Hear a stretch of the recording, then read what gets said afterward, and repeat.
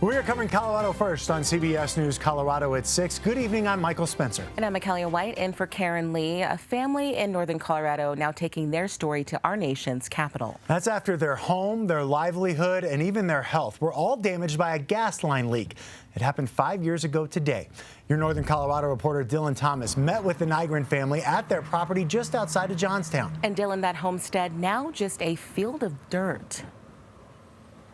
It was 5 years ago tonight that the Nygren family's lives were changed forever. A leaking gas line below their house claimed their property, forcing them to have to tear down their home and throw away all of their lives' possessions. Now, 5 years later, the family has filed a lawsuit against the companies involved and is calling for more change at the state and federal level when it comes to accountability. I've been here 71 years. The land is kind of our soul, and our home was our heart. The home was their heart until it was taken from them. This is still our soul, but our heart is gone and broken. It was April 2nd of 2019 when Mark and Julie Nygren noticed people standing at the edge of their Weld County property.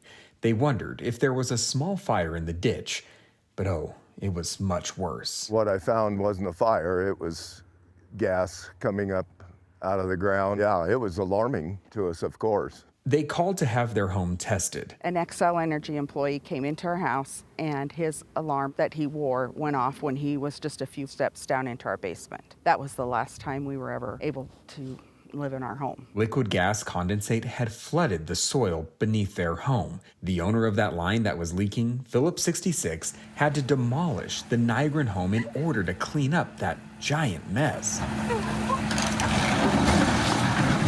Decades of memories. It's everything we'd worked for our whole lives and raised our family in. Gone in a matter of moments, replaced by a hole several acres wide and nearly 30 feet deep. They had to build roads to be able to get the trucks in and out and haul out, and they were hauling just truck after truck after truck. Phillips66 declined to comment on this story, citing pending litigation. But in documents obtained by CBS News Colorado, their lawyers argue their line was jeopardized by a third-party company that installed a culvert inches above their line.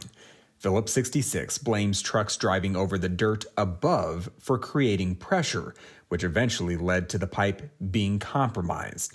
They claim they would have moved their pipe or protected it if they were warned. There has to be some accountability when there's a problem and the public is harmed. The Nygrens have now spent their retirement trying to fight the companies that caused them to lose their home. I feel like it's a David and Goliath that we're up against. You're kind of fighting by yourself, and you're really fighting a multi-million-dollar company. The family argues they not only lost their home, but also went through years of medical issues that were once unexplainable. Pain in our legs and feet, nosebleeds, headaches, vomiting, nausea, dizziness, lightheadedness. There was a lot of things going on that weren't adding up or making sense that do now. The Nygrens say they aren't against oil and gas, but simply want laws that promote transparency to homeowners and laws that protect innocent victims. There needs to be some education about, the dangers of them. We don't want another family to go through what we've gone through.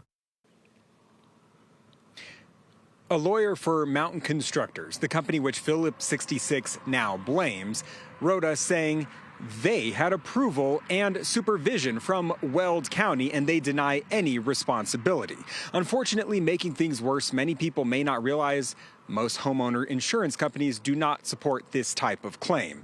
The Nygrens are still in the legal battle over their property, but they tell us nobody, after 5 years, has offered to rebuild their house, even though Phillips66 destroyed it in order to clean up the dirt below.